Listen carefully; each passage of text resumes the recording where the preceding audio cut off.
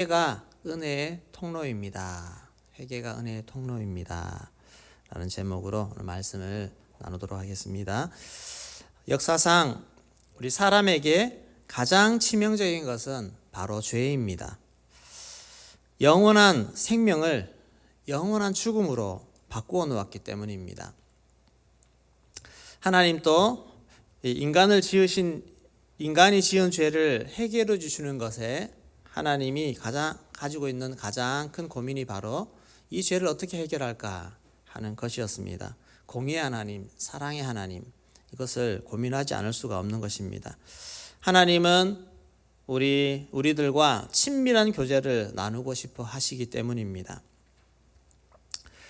그래서 하나님이 예수님을 이 땅에 보내시기 전에 예수님의 길이 좀 더 평탄하도록 준비시키는 그런 작업을 하기를 원하셔서 사람을 보내셨는데 그 사람이 바로 세례 요한입니다. 예수님의 사역이 좀 더 잘 되기 위한 것입니다. 그래서 세례 요한의 한 주된 사역은 바로 회개 세례를 베푸는 사역이었습니다. 오늘 본문 3절 말씀에 보시면 요한이 요단강 부근 각 처에 와서 죄사함을 받게 하는 회개의 세례를 전파하니, 죄사함을 받게 하는 회개의 세례를 전파하니라고 말하고 있습니다.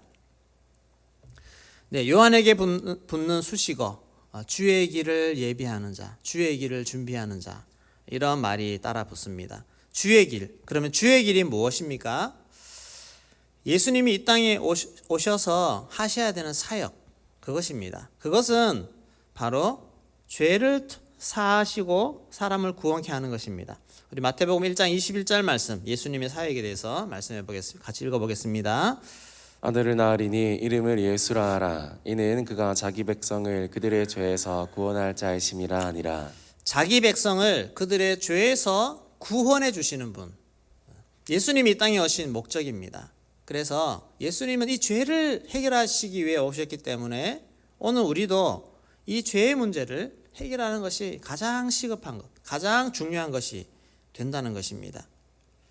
죄를 해결함으로 말미암아 구원에 이를 수 있기 때문에 그렇습니다. 그런데 이 백성들의 마음에 내가 죄인이구나 하는 것을 깨달아야 되는데 그렇게 잘 되지 않는다는 것입니다. 그래서 죄를 깨닫고 회개하는 마음을 가진 사람들은 누구든지 구원받을 수 있지만 내가 왜 죄인이야? 이렇게 생각하는 사람은 구원과 거리가 멀다는 것입니다. 그래서 미리 보낸 사람이 바로 세례 요한입니다. 세례 요한은 성령으로 그의 아버지에게도 이런 아들을 이렇게 키우라라고 말씀을 먼저 주셨는데, 네, 누가복음 1장 76절 77절 말씀인데 우리 같이 한번 읽어보겠습니다. 이하여 내가 지극히 높으신 이의 선지자라 일컬음을 받고 주 앞에 앞서가서 그 길을 준비하여 주의 백성에게 그 죄 사함으로 말미암는 구원을 알게 하리니. 네, 죄 사함으로 말미암는 구원을 미리 알게 하기 위해서 세례 요한을 보내신 것입니다. 세례 요한은 자랐습니다. 자라서 그가 하는 메시지의 주된 포인트는 회개하라는 것입니다. 회개하라. 천국이 가까웠다. 회개하라. 강력한 영성의 외침 속에서 이스라엘 백성들은 전역에서, 예루살렘, 유대 전역에서 이 세례 요한의 메시지에 반응했습니다. 그리고 조금이라도 이 영적인 것이 무엇인가, 이것을 관심 있고 귀가 열린 자들은 세례 요한에게 나아왔습니다. 그래서 회개하며 세례를 받는 것입니다. 이것이 예수님이 오셔서 외치는 그 메시지 사역을 미리 준비해서 미리 자신의 마음을 회개하는 마음으로 준비하는 그 사역입니다. 천국이 가까이 왔는데 천국을 소유할 수 있는 사람은 자신의 죄를 돌아보며 회개하는 겸손한 사람입니다. 오늘도 마찬가지입니다. 우리가 하나님의 은혜를 더 마음에 담고 주의 이 영적 진리를 더 마음에 품고 또 풍성한 은혜와 구원의 역사에 나아갈 수 있는 사람은 죄에 민감한 사람이고 죄를 해결하는 사람입니다. 성령의 시대에 성령으로 살아갈 수 있는 놀라운 특권을 주셨는데 우리가 죄에 민감하지 못한 사람은 성령 충만을 받을 수가 없습니다. 영적으로 민감할 수가 없습니다. 성령을 경험하는 것도 우리가 성령을 경험할 때 가장 먼저 나타나는 것은 바로 회개입니다. 자신의 죄를 철저히 회개하고 눈물 흘리며 통회할 때 그 이후에 하나님이 은혜를 부어주신다는 것입니다. 은혜를 향한 사모하는 마음이 누구에게나 있습니다. 우리가 메시지를 듣고 말씀을 듣고 설교를 듣고 할 때 나도 은혜의 사람이 되어 봐야지. 그러나 그러기 위해서 제일 먼저 해결해야 되는 것은 우리가 가지고 있는 죄악들, 내 마음에 있는 죄들을 먼저 회개하고 또 성령 충만한 삶이 거저 주어지는 것이 아니라 죄의 습관을 벗어버리는 삶이 되어야 우리가 성령께서 우리와 동행하시는 그런 삶이 될 수가 있습니다. 적당히 되는 것이 아닙니다. 하나님 말씀 앞에서 민감하게 반응하시고 성령이 아니라고 하시는 부분은 단호하게 끊어내고 죄를 멀리하는 결단을 해야 됩니다. 그래야 우리가 은혜의 가운데 나아갈 수 있고 성령 충만한 것을 경험할 수가 있습니다. 오늘 우리에게 얼마나 유혹이 많습니까? 정말 많은 유혹 앞에 우리가 놓여 있습니다. 손으로 터치만 하면 지을 수 있는 죄들이 너무너무 많습니다. 오늘 또 우리 아이들 얼마나 이 많은 유혹 앞에 노출되어 있습니까? 청소년들, 청년들, 청년들만 그렇습니까? 우리 어른들 정말 이 폰에 매여서 음란한 죄든 정말 쾌락의 죄든 게임이든 미디어 많은 죄들 앞에 우리가 노출되어서 유혹 앞에 넘어가고 있습니다. 이런 것을 말씀 앞에서 자신을 지켜낼 수 있는 그런 영성, 거룩함 이것들을 우리가 오늘 시대에 훈련하지 않으면 성령의 사람이 되기가 어렵습니다. 항상 자신을 돌아보면서 이런 유혹 앞에 철저히 우리 자신을 지켜낼 수 있는 그런 영성을 먼저 가질 수 있기를 소망합니다. 그러면 이것들을 잘 제어하고 다스릴 수 있으면 얼마나 많은 은혜들이 내 삶에, 내 생각 속에, 내 영역 속에 들어오는지 모릅니다. 이것을 먼저 결단하셔야 됩니다. 오늘 시대에 반드시 미디어, 핸드폰 이런 것들을 절제할 수 있는 능력을 갖출 수가 있어야 됩니다. 이거 외에도 직업적으로, 환경적으로 관련되어 짓는 것들이 참 많이 있습니다. 세례요한은 회개를 외쳤을 때 각계각층의 사람들이 나와서 회개하고 싶은데 어떻게 하면 되겠습니까? 그렇게 물었습니다. 보통 무리들, 일반 백성들입니다. 누가복음 3장 10절 11절 말씀에 같이 읽어보도록 하겠습니다. 무리가 물어 이르되 그러면 우리가 무엇을 하리이까? 대답하여 이르되 옷 두 벌 있는 자는 옷 없는 자에게 나눠줄 것이요 먹을 것이 있는 자도 그렇게 할 것이니라 하고. 네, 보통 사람들, 일반 백성들 우리가 무엇을 해야 되겠습니까? 말로만 회개하는 것이 아니라 삶에서 하고 있는 우리의 보통적인 삶의 습관들 이것에 회개가 일어나라는 것입니다. 옷이 두 벌 있는 자는 좀 부유한 사람인데 그 사람이 저렇게 어렵고 헐벗은 사람을 볼 때 모른 채 하지 말고 그들을 도와주고 먹을 것이 있는 자도 그렇게 하라. 이것은 율법 전반에 있는 이웃 사랑의 법칙입니다. 말씀이 계속해서 말씀하시는 것. 하나님 사랑하느냐? 이웃을 사랑하라. 이런 삶의 전반적인 태도를 얘기하는데 얼마나 많은 보통 사람들이 이런 말씀에서 벗어나서 그냥 욕심 따라 사는 것입니다. 세속적으로 사는 것입니다. 하나님의 백성인지 아닌지 구분도 안 되는 그런 삶으로 살아가는 모습들을 지적하는 것입니다. 오늘 우리도 참 교회가 많고 성도들이 많은데 그들 때문에 세상이 더 따뜻해지고 세상에 많은 사람들이 더 은혜를 얻고 그들 때문에 사회가 정말 복지적으로 더 많은 변화들이 일어나고 이런 모습들, 이런 이야기들이 들리면 좋을 텐데 전혀 구분이 되지 않는 세상 사람들과 똑같은 그런 마인드, 생각으로 살아가는 그러한 성도들, 그런 크리스찬들이 많을 때 주님이 아마 우리에게 이렇게 말씀하실 것입니다. 너희도 세상 사람들과 똑같이 사는 것이 아니라 말씀대로 살아라. 말씀대로. 이웃을 더 돌아보고 더 섬기고 그런 모습들로 삶이 변화되는 것이 진짜 회개입니다. 또 나온 사람들이 있습니다. 세리들. 12절 13절 말씀 같이 읽어보겠습니다. 세리들도 세례를 받고자 하여 와서 이르되 선생이여 우리는 무엇을 하리이까 하매 이르되 부과된 것 외에는 거두지 말라 하고. 네, 세리들. 이 사람들은 직업을 가지는 것 자체부터가 불법을 저지를 수밖에 없는 그런 직업입니다. 그런 직업. 따로 자기들에게 부과된 월급이 없기 때문에 세금을 거두면서 자기 것을 챙기기 위해서 더 많이 거두고 부정을 저지르는 이런 일을 해야 되는 사람들 아닙니까? 이런 직업을 가진 사람들도 보세요. 마음이 완악하기보다는 자기들도 세례요한에게 나와서 말씀을 듣고 어떻게 하면 잘 살 수 있을까 고민이 많은 사람들입니다. 근데 삶의 여건상 참 그런 일을 할 수밖에 없는 환경 속에 있는 사람들이 말씀에 부합해서 나도 그러면 어떻게 회개하면 되겠습니까? 이렇게 물어보는 것입니다. 그럴 때 세례요한은 당당하게 얘기합니다. 너희들 정직하게 살아야 된다. 부과된 것 이외에 거두지 말라. 그러면 얼마나 힘들겠습니까? 자기들의 것이 챙겨지지 않을 때. 그럼에도 불구하고 고민하며 나아갈 때 하나님이 해결해 주시고 직업을 바꾸게 하시든지 주님이 따로 채워주시든지 하나님 신실하신 하나님이 그러나 너 그런 부정적인 불의의 삶은 안 된다.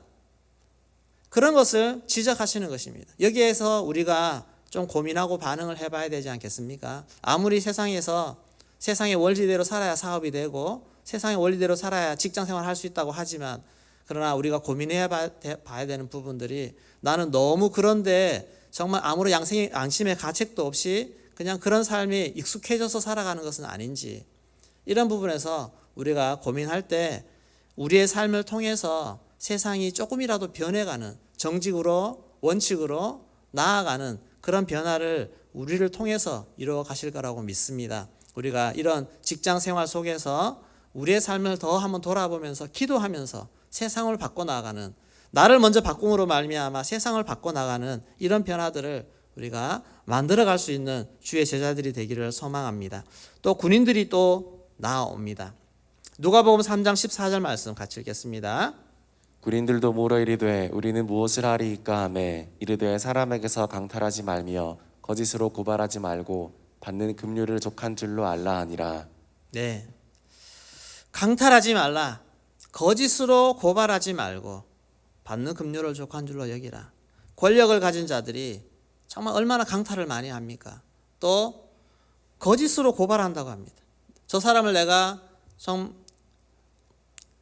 내가 해결해야 된다 싶으면 거짓도 불사하고 막 그런 일들. 오늘 또 얼마나 이런 일들이 많이 벌어지고 있습니까? 세리들, 군인들 모두 공권력을 등에 업고 불의한 방법을 공공연하게 행했던 그러한 사람들입니다. 이러한 사람들이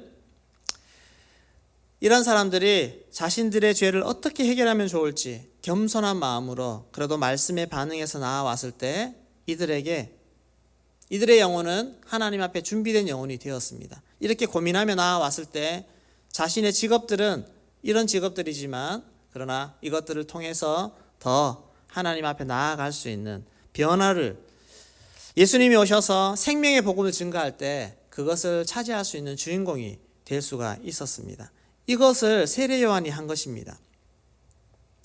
오늘 우리 심령들도 마찬가지로 주의 은혜의 복음이 우리 심령에 들어오려면 회개하는 마음을 가질 수 있기를 소망합니다. 우리가 예배를 늘상 드리고 늘 제자의 말씀을 듣는데 그러나 그 듣는 말씀 앞에서 우리가 얼마나 민감하게 반응하는가, 얼마나 더 내 자신의 삶을 이 말씀으로 변화시키기 위해서 애를 쓰고 있는가 한번 돌아볼 수 있기를 소망합니다.